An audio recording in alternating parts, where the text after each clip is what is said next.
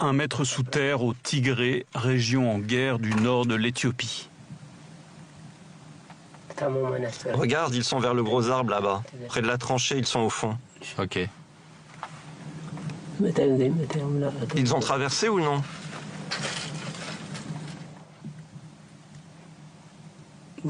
Ceux qui ont les mitraillettes sont en train de bouger. Quoi, ils arrivent? Encerclés, les Tigréens continuent à se défendre. La menace de l'autre côté, c'est l'Érythrée qui longe leur région sur 450 km de frontières communes, car l'Érythrée s'est alliée à l'Éthiopie pour attaquer la région du Tigré et emporter quelques villes situées sur la frontière, comme celle de Zalambessa. Ici, nous sommes sur le front de Zalambessa. À 20 mètres de l'autre côté, c'est l'Érythrée. Et là-bas, c'est la ville de Zalambessa. Zalambessa est sous le contrôle de l'armée érythréenne. Ils ont attaqué le 3 novembre 2020, ils occupent toute la zone et ne sont plus jamais repartis. Ils ont construit une forteresse et ils ont posé des mines dans toute la zone qui est devant. Donc tout ce qui est à droite, il y a des soldats érythréens. Mais en fait, cet endroit nous appartient.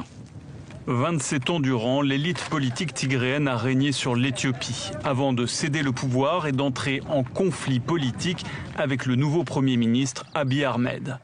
En faisant la paix avec l'Érythrée, ce dernier a gagné le prix Nobel et un nouvel allié contre l'ancien pouvoir tigréen. Face aux nombreux crimes de guerre qui ont émaillé les combats, Hélène, 19 ans, s'est engagée dans l'armée régionale.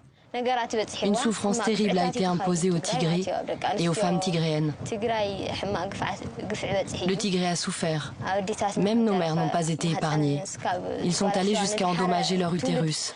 Elles ont été violées pour qu'elles ne puissent plus enfanter. 9 mois durant, les Tigréens ont subi l'occupation, avant que la résistance armée ne reprenne le dessus, car aux 4 coins de la région, les forces tigréennes de défense recrutent à tour de bras. Coup de poing en avant. Numéro 1. Numéro 2. Numéro 3. Serrez autour de la nuque et tournez.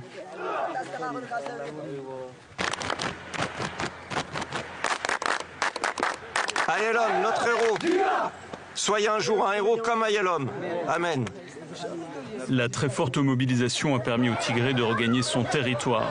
Mais la région reste assiégée et en état de blocus. Privé de communication, d'essence, de médicaments et de vivres, le Tigré connaît famine et restrictions. La voie des armes reste pour eux la seule assurance vie.